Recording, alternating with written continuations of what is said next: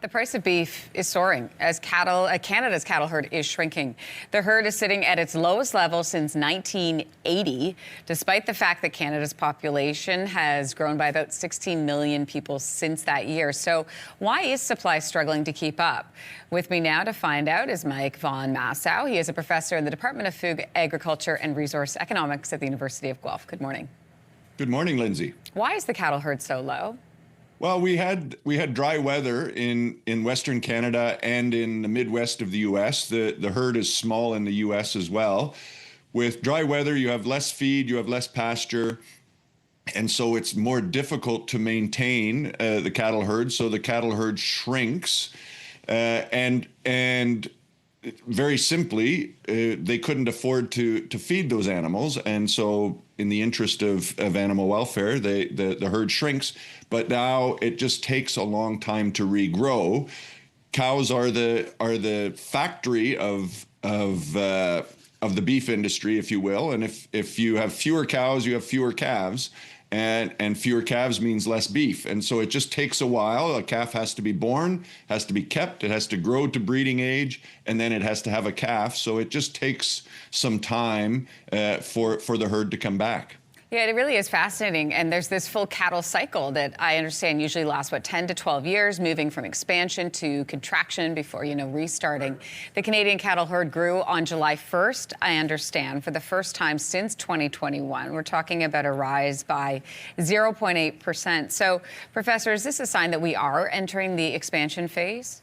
Well, it looks like we've at least stopped shrinking, and it looks like we're growing a little bit. That's good news. But again, it's growing quite slowly. 0.8% is getting in the right direction, but not there yet. So there's hope, but it's going to still take a number of years to get there.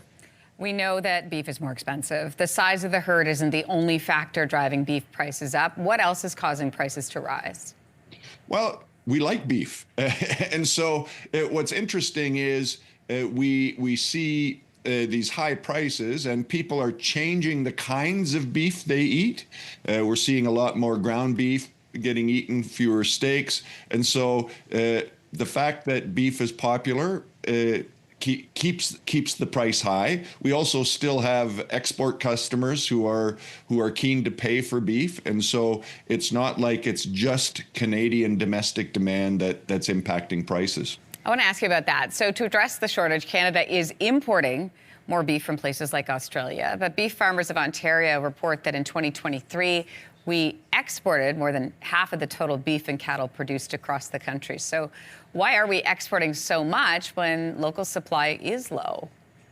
Well, we have existing relationships, and the truth is that if we shut them off, we might not get them back. So we're importing some cuts of beef, we're exporting some cuts of beef. So there are these flows that make sense. A lot of what comes in is to Eastern Canada. A lot of what goes out is from Western Canada, notwithstanding that we export some from Ontario as well.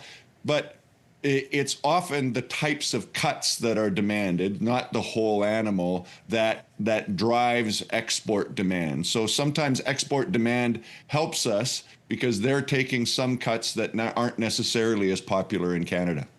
I'm back to the cost again. Beef prices rose nearly 10% in 2025. That is expected to continue increasing next year.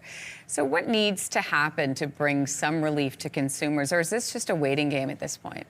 Well, unfortunately, I hate to be the bearer of bad news. It is a waiting game as the herd gets rebuilt, and I expect we'll continue to see some imports that will moderate those increases to a degree. The gap can't get too big, and as you said, we're starting to see slowly that herd get rebuilt. But you think about it: if a calf is born in the spring, and it's retained, then it's going to take a couple of years to get to breeding age, and then another year of gestation. It takes a while for those animals to get to the processing plant.